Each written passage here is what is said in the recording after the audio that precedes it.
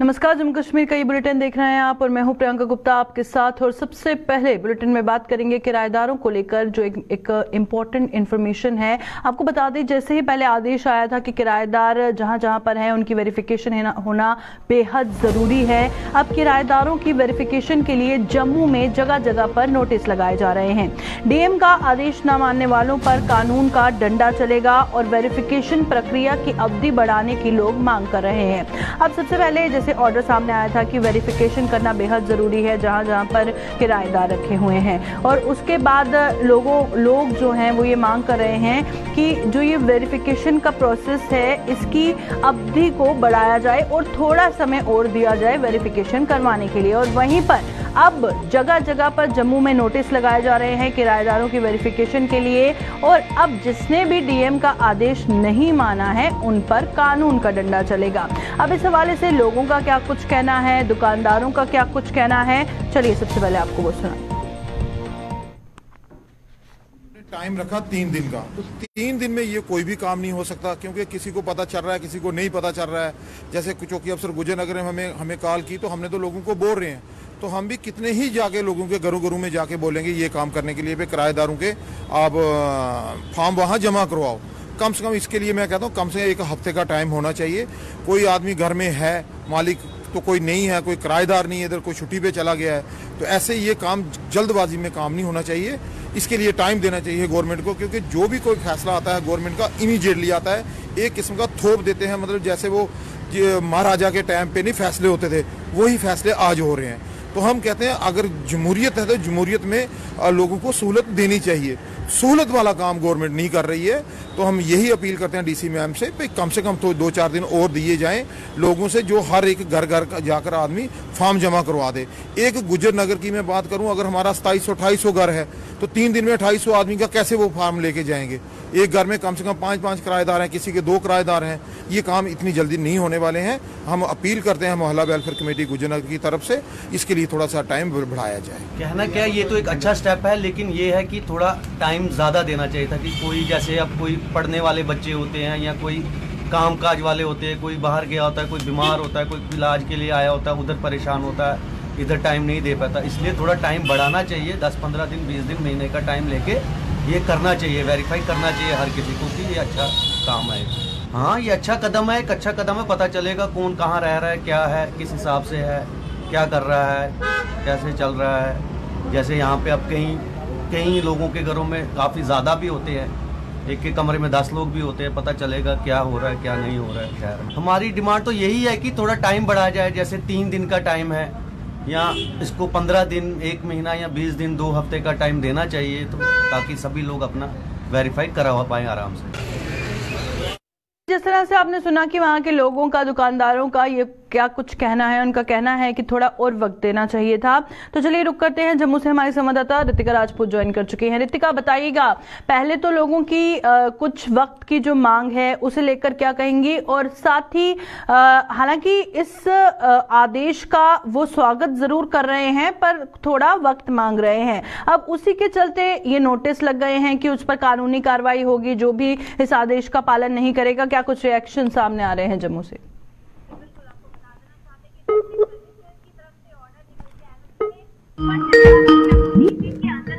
अपने किराएदारों की तमाम डिटेल्स जाके नजदीकी पुलिस स्टेशन में देनी होगी या फिर बाय पोस्ट जो रिलेटेड एसेट्स होंगे उन्हें देखनी होगी। तो ऐसे में एक टाइम लिमिटेशन दी गई थी जो कि ऑर्डर पे 3 दिन का मेंशन किया गया था, और अब जाके पुलिस की तरफ से अलग अलग जगहों पे नोटिस लगाने का कार्य भी शुरू किया जा चुका है। अब ऐसे में लोगों की तरफ से अगर पक्ष देखें, लोग इस ऑर्डर का स्वागत तो कर रहे हैं, परंतु उनका कहना है कि जो टाइम लिमिटेशन दी गई है वो बहुत कम है। इतने कम समय में अपनी तमाम डिटेल्स जो है वो कलेक्ट करना, जितने भी उनके किराएदार हैं, पेइंग गेस्ट हैं, या फिर जो जमीनें उन्होंने झुग्गियों के लिए दी हैं, क्योंकि अगलों को भी टाइम चाहिए अपने डॉक्यूमेंट इकट्ठे करने का। इसीलिए कई लोग तो अपने घरों पे उपस्थित ही नहीं है, तो 3 दिनों में डिटेल सबमिट करवाना कहीं ना कहीं पॉसिबल नहीं है। इसीलिए टाइम को आगे बढ़ाने की मांग जो है वो आम जनता की निकल के आ रही है। हालांकि मांग तो है, अब उसके बाद जो नोटिस लगे हैं, अब जो कानूनी कार्रवाई है वो जाहिर तौर पर शुरू हो जाएगी जिन्होंने नहीं अभी तक वेरिफिकेशन की है। पर जैसे उनका कहना है कुछ पढ़ने वाले बच्चे हैं, कुछ कामकाज वाले हैं, तो इतने कम वक्त में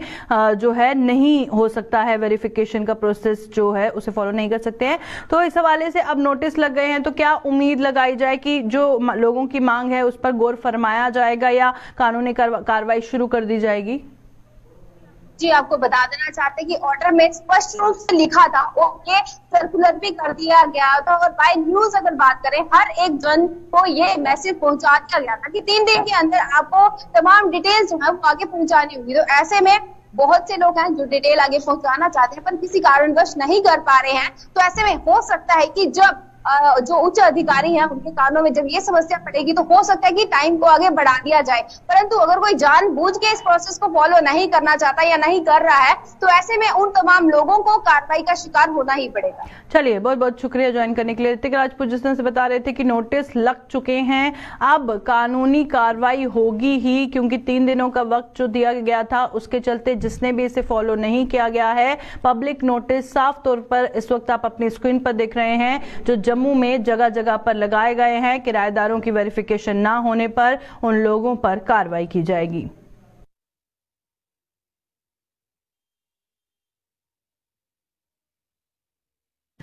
गणतंत्र दिवस को कुछ दिन बाकी हैं और इसी के चलते जो सुरक्षा है वो चाक चौबंद कर ली गई है। आपको बताएंगे किस तरह की तैयारियां हैं और सुरक्षा के हवाले से जैसे हमेशा हम जानते हैं, चाहे 15 अगस्त का दिन हो या फिर 26 जनवरी का, तो इन दिनों में बहुत दिन पहले सुरक्षा और ज़्यादा कड़ी हो जाती है।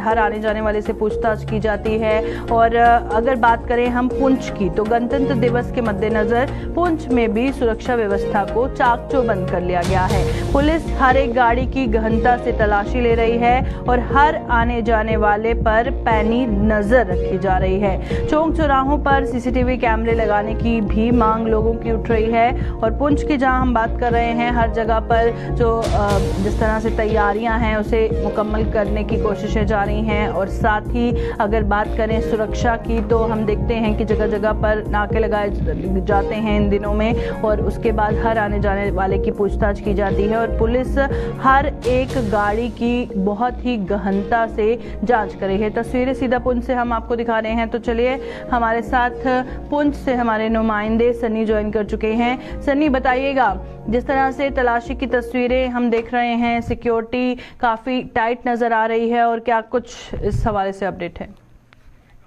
आपको बता दूं कि 26 जनवरी पास आने वाली है और उसको देखते हुए पुंछ की अगर बात करें तो पुंछ में सिक्योरिटी के बंदोबस्त जो है 4 चौवन जो वो करती हैं और भी बता दी है। खाली पुंछ की बात हम नहीं कर रहे, बीजी से लेकर जो पुंछ की एलओसी है वहां तक जो है सिक्योरिटी के कड़े बंदोबस्त इस बार कर दिए गए हैं। और जितनी भी गाड़ियां जो है पुंछ में आ रही हैं या पुंछ से बाहर जा रही हैं, उन्हें जो है डाला जा रहा है, उन्हें पूरी तरह से चेक किया जा रहा है। की टीम अगर हम बात करें तो वो भी साथ में है। और इस तरह से लोगों की हमने तलाशी अभियान पहली बार देखा है, जिस तरह से लोगों के बैग चेक किए जा रहे हैं। अगर किसी पे शक है तो उसके जो आइडेंटिटी प्रूफ है उसे भी चेक किया जा रहा है। और बड़े पैमाने पर इस बार अगर बात करें तो पुंछ में जो सिक्योरिटी के इंतजाम जो है वो करे देखे जा रहे हैं। लोगों से भी हमने बात की और लोगों की ये मांग है कि पुलिस की तरफ से पुंछ के अंदर टावर लगाए गए थे, वहां पर भी वो कैमरे जाएं ताकि चोरी जैसा वाकया पुंछ में आए। और देखा जा रहा है कि लोग भी पहले लोगों से जब आज के लिए पुलिस आती थी तो भी कहीं ना कहीं एक डर का माहौल होता था, पर बात ऐसा है जिसकी पुलिस उनके आइडेंटिटी तो मांग रही है, वो बेसिकली पुलिस को डॉक्यूमेंट जो है वो दिखा रहे हैं। और जितने भी हमको रोका जा रहा है उनकी जो है वो ली जा रही है। देखा जा रहा है पुलिस हो, सीआरपीएफ के जवान हो, उन्हें तैनात कर दिया गया है और जगह जगह पर हमने देखा है कि कल पुलिस गाड़ी घुमाकर एक लॉजमेंट जो किराएदार हैं उन्हें भी अपने रजिस्ट्री कराने के लिए पुलिस स्टेशन में बुलाया गया है। जितने भी दुकानदार बाहर से आए हैं वो यहाँ पर काम कर रहे हैं, उनकी है कि आप लेकर अपना हाथ लेकर पुंछ पुलिस स्टेशन में आए।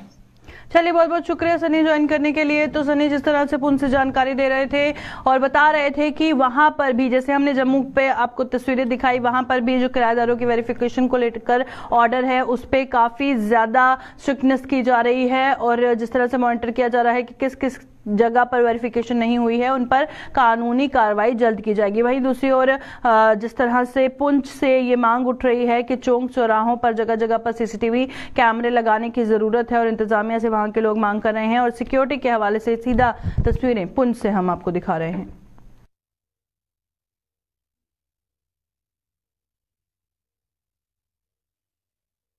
तो चलिए अब रुक करते हैं सुरनकोट का। और सुरनकोट में जिस तरह से एक पुल है जिसका काम आधा अधूरा पड़ा हुआ है और वहां के लोग अपनी जान हथेली पर रख के एक जगह से दूसरी जगह दरिया पार करने को मजबूर हो गए हैं। सुरनकोट में पाठा बेला पुल का आधा अधूरा लोगों के लिए आफत बना हुआ है और जान हथेली पर रखकर दरिया पार करने को वहां के लोग मजबूर हैं। पक्के पुल का निर्माण करने में लगातार देरी हो रही है और लोगों ने खुद पैसे खर्च कर अस्थायी पुल का निर्माण किया है। तो आप देखिए कितने बेबस हैं वहां के लोग जो बार बार इंतजामिया से इस पुल को काम पूरा करने की गुहार लगाते हैं और जब इंतजामिया इस पर गौर नहीं फरमाया उन्होंने तो उसके बाद लोगों ने खुद अपने पैसे खर्च कर एक अस्थायी पुल का निर्माण किया है ताकि वो एक जगह से दूसरी जगह जा पाए। अब अस्थायी है पुल तो कितना सेफ होगा आप अंदाजा लगा सकते हैं और ऐसे में अगर किसी को कुछ हो जाता है तो उसकी जिम्मेदारी किसकी है, क्योंकि इंतजामिया से तो हर बार गुहार लगाई जा रही है और जो पक्के पुल का निर्माण कार्य पूरा होना था उस पे लगातार क्यों देरी हो रही है जानेंगे। हमारे साथ सुरनकोट से हमारे नुमाइंदे आकाश मलिक ज्वाइन कर चुके हैं। आकाश, बताइएगा कितनी देर से लोगों की मांग है कि इस पुल का निर्माण कार्य पूरा हो जाना चाहिए और आखिर क्यों पुल के निर्माण में इतनी देरी हो रही है और साफ तौर पर हम हमारे दर्शकों को दिखा रहे हैं कि लोग कितनी मुश्किल से गुजर रहे हैं जब उन्हें दरिया पार करके जाना होता है। जी प्रियंका, मैं आपको बताता चलूँ ये सुरनकोट का एक दूर दराजा का कोठा बेला कनेक्टर का एक 2014 के तबाकुल सैलाब में ये पुल बह गया था और उसके बाद जो है डिपार्टमेंट ने 2019 में इसका एक टेंडर किया जिसमें ठेकेदार ने थोड़ा सा काम किया। उसके बाद जो है काम को छोड़ के चले। उसके बाद 31 जुलाई 2022 को एक तबाकुल सैलाब किया है जिसमें ये जो पुल था ये फिर से बह गया। उसके बाद जो है सरपंच ने आज जो है हमसे बात करते हुए कहा है कि हमने जो अपने पैसे से जो है अपना चंदा करके इस वक्त जो है उनने एक नॉर्मल सा जो है सिम जिसको हम अपनी जबान में कहेंगे वो लगाई है। कहीं ना कहीं जो है सरकार इस पीडब्ल्यूडी डिपार्टमेंट जो है इस वक्त जो है इसको देख के फेल होती हुई नजर आई है। अब ये भी डिपार्टमेंट से भी हमारी बात हुई है, उनका कहना है कि इस पुल को जो है नए किसी प्लान में डाल के जल्दी इसको ठीक किया जाए। बिल्कुल। और वहीं पर अब देखिए जब इन्होंने अपने पैसों से अस्थायी पुल का निर्माण किया है तो हम जान सकते हैं वहां के रहने वाले लोग कितने मजबूर हैं।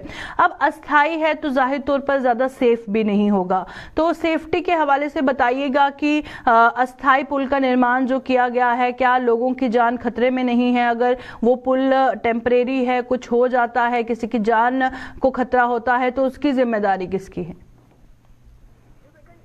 इस हवाले से बात करूं, सुबह सुबह स्कूल के बच्चे हों, चाहे मुलाजिम हो, चाहे कोई भी आदमी हो, 5000 की आबादी में ये गांव बसता है और सुबह सुबह वही स्कूल के पार से इस पुल को क्रॉस करके सुरनकोट कुछ बच्चे अपने स्कूल्स में आते हैं। और कई बार हमने देखा, एक बार पिछली बार की बात है कि एक बच्चा जो है स्कूल से बह भी गया था। उस मकामी लोग वहां से दौड़े और उस मकामी लोगों ने उस बच्चे को वहां से बचाया।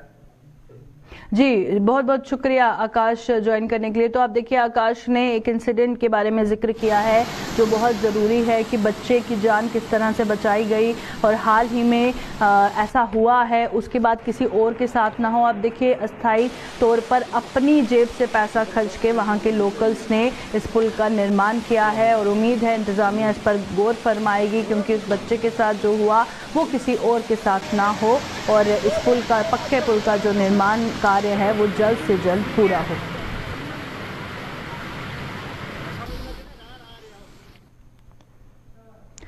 तो चलिए अब बात करते हैं सरकारी इन्हें खाली कराने के ऑर्डर को लेकर, क्योंकि जब से ये ऑर्डर सामने आया है तब से बहुत सारे रिएक्शन सामने आ रहे हैं, पॉलिटिकल पार्टीज की तरफ से रिएक्शन आ रहे हैं, कई जगह पर आम लोगों ने निकलकर प्रदर्शन किया है और सरकारी जमीनें खाली करने के आदेश पर लगातार विवाद जारी है। और आज बात करें तो आम आदमी पार्टी ने जम्मू में रोष रैली निकाली है, भाजपा मुख्यालय के बाहर भी प्रदर्शन किया गया है और सरकारी जमीनें खाली करने की जो डेडलाइन है दी गई है उससे पहले काफी ज्यादा ये मामला तूल पकड़ता जा रहा है और सरकारी जमीनें खाली करने के आदेश पर लगातार विवाद जारी है, चाहे जम्मू की बात करें या फिर हम वादी कश्मीर की। और आज आपको अपडेट दे रहे हैं कि आम आदमी पार्टी ने जम्मू में रोष रैली निकालकर अपने गुस्से का इजहार किया है और भाजपा मुख्यालय के बाहर भी लगातार प्रदर्शन जारी है। तो सरकारी जमीनें खाली करने को लेकर आज कहां पर प्रदर्शन हो रहा है, किस पार्टी आम आदमी पार्टी द्वारा जो रोष रैली निकाली गई है उसकी तस्वीरें भी हम आपको दिखाएंगे और थोड़ी देर में हमारी संवाददाता रितिका राजपूत जम्मू से ज्वाइन करेंगे और हमें बताएंगे कि आज क्या कुछ ताज़ा तफसीलात है इस हवाले से जो लगातार ये मामला तूल पकड़ता जा रहा है। कई पॉलिटिकल रिएक्शन सामने आ रहे हैं, कई लोग सड़कों पर उतरे हैं इस ऑर्डर के अगेंस्ट और उसके बाद आज आम आदमी पार्टी ने जम्मू में रोष रैली निकाली है। तो चलिए रुक करते हैं, हमारे साथ रितिका राजपूत हमारी संवाददाता ज्वाइन कर चुकी हैं। रितिका, रोष रैली के साथ साथ भाजपा मुख्यालय के बाहर प्रदर्शन जारी है जिसकी तस्वीरें हम साफ तौर पर इस वक्त स्क्रीन पर देख सकते हैं और बताइएगा कि लगातार जो ये विवाद जारी है आज जम्मू में कहां पर प्रदर्शन हो रहे हैं। जी बिल्कुल, आपको बता देना चाहती हूँ कि जो लैंड ऑर्डर आया था जिसमें स्पष्ट रूप से ये कहा गया था कि सरकारी जमीनों पर जिन्होंने भी इलीगल रूप से कब्जे किए हुए हैं उन्हें वो जगह खाली करनी होगी और इस ऑर्डर के आने के बाद भी धरने प्रदर्शन जम्मू में शुरू हो गए। इस वक्त भाजपा कार्यालय के बाहर मौजूद है जहाँ आम आदमी पार्टी के नेता पहुंचे हैं जिनका उद्देश्य था भाजपा कार्यालय के बाहर उससे पहले जम्मू कश्मीर पुलिस की तरफ से चेन बनाई गई है और जितने भी आम आदमी पार्टी के कार्यकर्ता जो प्रदर्शन में आज करने की कोशिश कर किया गया और इस वक्त भी हम स्पॉट पे खड़े हैं। किस प्रकार से यहाँ पे आम आदमी पार्टी के कार्यकर्ताओं पुलिस द्वारा किया गया है और आगे बढ़ने की जो उनकी कोशिश काम करने के प्रयास किए जा रहे हैं। जी रितिका, और बताइएगा कि जो आम लोग हैं, हालांकि पॉलिटिकल रिएक्शंस तो सामने आ ही रहे हैं, आम लोगों का इस हवाले से और क्या कुछ कहना है, क्योंकि लगातार आम लोगों का भी इस ऑर्डर के अगेंस्ट कई जगह पर प्रदर्शन देखा गया है। आम लोगों की अगर मैं बात करूं, उनका कहना है कि उन्होंने जिंदगी भर की पूंजी लगा के फिर कहीं अपने घर उन जगहों पे खड़े किए हैं और अब जाके उन्हें घर से बेदखल करने का काम जो है वो सरकार कर रही है, गरीबों को लूट रहे हैं। और वहीं पे राजनीतिक दलों की मैं बात करूं, ये लोग निशाना साध रहे हैं जो पूर्व विधायक अभी भी सरकारी बंगलों में रह रहे हैं, खासकर बीजेपी सरकार के, तो इनकी तरफ से निशाना सीधा बीजेपी सरकार पे साधा जा रहा है कि पहले ये अपने उन नेताओं के बंगले खाली करवाएं, उन प्रॉपर्टीज को खाली करवाएं जिनमें उनका हक नहीं बनता। चलिए बहुत बहुत शुक्रिया रितिका ज्वाइन करने के लिए। रितिका राजपूत बता रही थी कि क्या कुछ रिएक्शन सामने आ रहे हैं, चाहे हम आवाम की बात करें या फिर पॉलिटिकल पार्टीज की, और तस्वीरों में आप साफ तौर पर देख सकते हैं कि आज जम्मू में आम आदमी पार्टी द्वारा जो रोष रैली निकाली गई है और साथ ही साथ बीजेपी मुख्यालय के बाहर प्रदर्शन लगातार जारी है।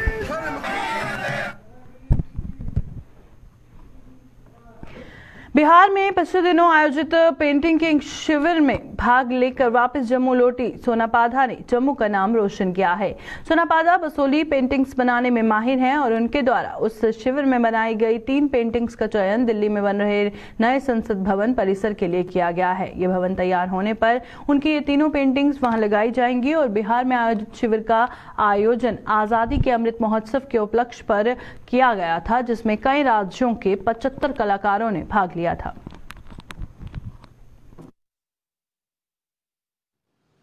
बसोली पेंटिंग जो है ये राधा कृष्णा वेस्ट है, तो वहाँ पे हमने बनाया कि जशोदा मैया जो है वो कृष्ण जी और जशोदा मैया को रिप्रेजेंट बता रहे हैं। कृष्ण जी जिद कर रहे हैं कि मुझे खिलौनों से नहीं खेलना है, मुझे इस चांद से खेलना है, मुझे वो चांद चाहिए। तो हमने वो जशोदा मैया बनाई और पानी में जशोदा मैया ने चांद उतार दिया और कृष्ण को बोला कि रहने दे खिलौने, रहने दे।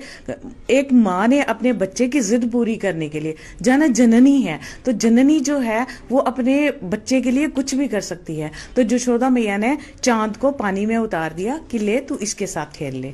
तो वो जशोदा कृष्ण जी जो है वो उस चांद के साथ खेल रहे हैं। तो ये हमने बनाया। वहाँ पे राधा बनाई, रागनी बनाई और काफ़ी सारे पेड़ पौधे बनाए अपने बसोली के जो इसकी खास पहचान है। जैसे राउंड शेड के पेड़ हैं तो राउंड शेड के पेड़ बनाए, एक रागनी बनाई जो कि लक्ष्मी माता को नमस्कार कर रही है। ऐसे बहुत सारी चीज़ें हमें बनाने का मौका मिला। ये मिसेस सोना पाधा जी हैं, इनसे रिक्वेस्ट की कि आप वहाँ पर जाएं और ये अपनी जो वहाँ पर कला का प्रदर्शन करें अच्छे से। ये सब जो है प्रोजेक्ट आज़ादी के अमृत महोत्सव के अंतर्गत आया था और 75 अलग अलग स्टेट्स से महिलाओं को वहाँ बुलाया गया और उन्होंने अपने वहाँ पर कला का प्रदर्शन किया, जिनमें से हमारी यूटी ऑफ जेके से श्रीमती सोना पाधा जी वहाँ पर गई। तो मुझे लगता है इनका एक्सपीरियंस बहुत ही अच्छा रहा वहाँ पर, जिस तरह से ये इन्होंने बताया कि, और ये सारी पेंटिंग्स जो है हमारे लिए गौरव की बात है कि ये सब जो है वो संसद भवन में लगेगी। तो ये बहुत ही हमारे लिए गर्व की बात है। जम्मू में बन रहे स्टेट कैंसर इंस्टीट्यूट का काम अब अंतिम चरण में है और ये काम खत्म होते ही इसे जनता को समर्पित कर दिया जाएगा। GMC Jammu principal doctor Shashi Sudan Sharma ने बताया कि स्टेट कैंसर इंस्टीट्यूट में ओपीडी शुरू करने की तैयारी कर ली गई है और कैंसर से जूझ रहे मरीजों की सुविधा के लिए विशेषज्ञ डॉक्टर जहां अपनी सेवाएं देने को तैयार हैं, वहीं इस इंस्टीट्यूट में अत्याधुनिक मशीनरी भी स्थापित की जा रही है। Soon as possible ये बिल्कुल जनता को दे दिया जाएगा, जल्दी ऑपरेशनलाइज हो जाएगा। तैयारियां चल रही हैं। जल्दी ही हम इसमें ओपीडीज, प्रिवेंटिव ऑन्कोलॉजी जिसमें स्क्रीनिंग, हमारे यहाँ देखा गया है कि 3rd या 4th स्टेज ऑफ कैंसर जब हो चुका होता है तो तब पेशेंट्स में वो डिटेक्ट होता है। तो अब proactive preventive screening, preventive oncology इसको बोलते हैं। जैसे ब्रेस्ट कैंसर है, सर्वाइकल कैंसर है या ओरल कैंसर्स हैं, ये स्क्रीनिंग हम ओपीडी में शुरू कर देंगे, बहुत अच्छे से करेंगे ताकि डिटेक्शन अर्ली हो। तो फिर तो कोई इसको बीमारी मान के ही मत चलिए, फिर ये क्योरेबल हो जाती है। और दूसरा पैलिएटिव केयर, पैलिएटिव उसमें ऑन्कोलॉजी जैसे वो इन मरीज़ों की रिहैबिलिटेशन और इनका सारी देख रेख, वो सारी उसका इंतज़ाम भी किया जाएगा। हमारे यहाँ बहुत सारे डॉक्टर्स, एक्सपर्ट सर्जिकल ऑन्कोलॉजिस्ट हैं ऑलरेडी। कैंसर की सर्जरीज हो रही हैं, उनके लिए भी एडिशनल एडवांस थिएटर्स 3 इस्टेब्लिश हो जाएंगे। और हाई एंड इक्विपमेंट, बड़ी देर से जनता की डिमांड थी कि पेट स्कैन की फैसिलिटी यहाँ नहीं थी। यार्ली में एक एक्सीलरेटर हमारे यहाँ, वो हाई एंड इक्विपमेंट के ऑर्डर्स प्लेस किए जा चुके हैं, लेकिन जब वो आते हैं तो कमीशनिंग में थोड़ा टाइम लगता है। और जल्दी ही ये एक खुशखबरी है कि वर्ल्ड क्लास या हमने लकीली एक हमारे ऑनरेबल एलजी साहब का ये विजन है कि ये बेस्ट हो, और उन्होंने हमारा टाटा मेमोरियल के साथ, मुंबई के साथ एक मेमोरेंडम भी साइन करवाया था ताकि उनकी टेक्निकल गाइडेंस में, और हमारे स्टाफ को अगर कोई ट्रेनिंग्स भी चाहिए तो वो सारा सिलसिला जारी है ताकि जब ये स्टार्ट हो जाए तो एक राष्ट्रीय स्तर पर ही नहीं, विश्व स्तर पर भी हम एक सपना देख के चल रहे हैं कि ये बेस्ट स्टेट कैंसर हॉस्पिटल हो। अभी के बुलेटिन में फिलहाल इतना ही। दीजिए इजाजत। नमस्कार।